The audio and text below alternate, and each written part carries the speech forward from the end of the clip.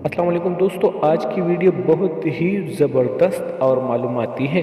دوستو، مرنے سے پہلے کئی لوگ وصیت کرتے ہیں، مگر آج کی ویڈیو میں ہم چند ایسے وصیتوں کا ذکر کریں گے جو آپ کو حیران کر دے گی۔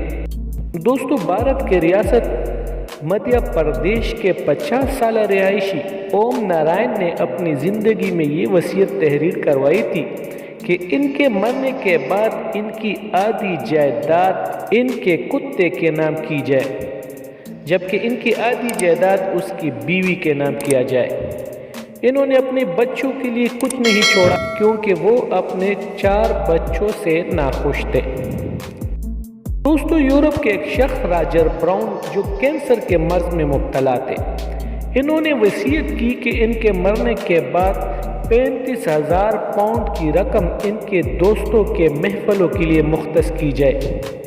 ان کی خواہش تھی کہ ان کے مرنے کے بعد ان کے دوست خوب تفریح کریں اور ان پیسوں سے شراب نوشی کے محفل جمائیں۔ دوستو، اب بات کرتے ہیں ایک اور وصیت کی۔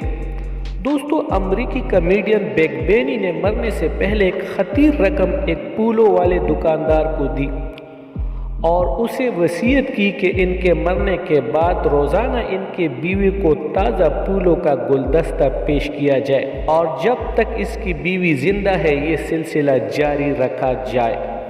دوستو، کینیڈا کے ایک وکیل چارلس وینس نے وصیت کی تھی کہ ان کے مرنے کے بعد ان کی ساری دولت اس عورت کو دی جائے جن کی سب سے زیادہ بچے ہوں۔ دوستو، یاد رہے کہ ان کا کوئی بھی قریبی رشتہ دار نہیں تھا۔